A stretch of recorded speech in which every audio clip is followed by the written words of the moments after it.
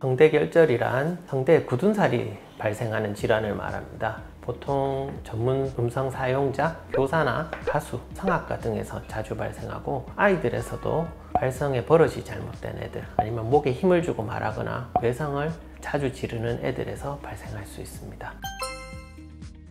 성대결절의 증상은 대표적으로 자주 반복되는 목소리의 변화입니다. 신목소리가 자주 나타나게 되고요. 노래방을 가거나 말을 많이 했는 경우 신목소리가 발생하고, 쉬면 한 일주일 정도 텀으로 목소리가 돌아오지만, 조금만 다시 목소리를 무리하게 되면 신목소리가 바로 다시 재발하는 것이 가장 대표적인 증상입니다.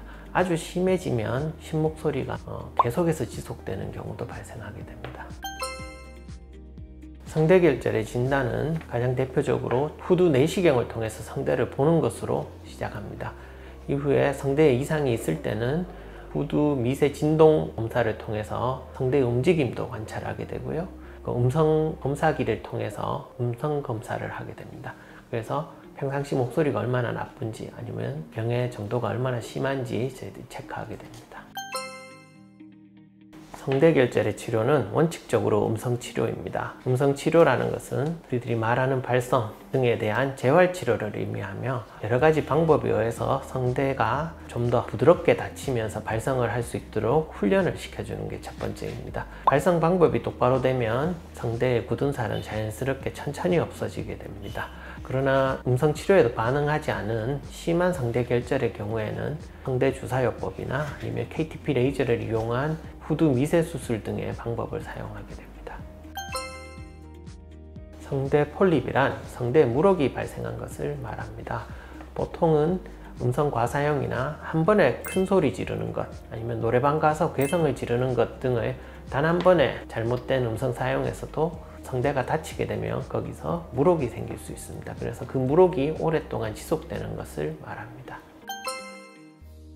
성대 폴립의 증상은 성대 결절과 비슷하게 물혹 자체가 성대의 진동을 방해하여 목소리 이상을 생기게 하는 것입니다. 이것은 성대 결절과 달리 음성 휴식을 하더라도 목소리가 되돌아오지 않습니다. 그리고 음성 검사를 해보면 성대 결절보다도 훨씬 더 안 좋은 음성 상황을 볼 수 있습니다.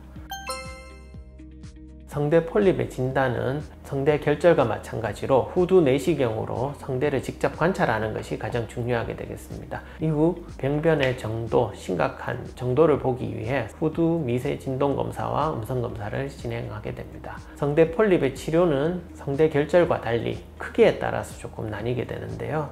아주 작은 경우에는 저희가 특별한 치료 없이 한 몇 달간 지켜보게 됩니다. 그러나 작은 경우에도 계속해서 지속된다면 수술이나 성대 주사 등의 치료가 필요한 경우가 있고요. 성대 폴립이 만약 크다면 그것은 수술을 해야지 낫게 되는 경우가 대부분입니다.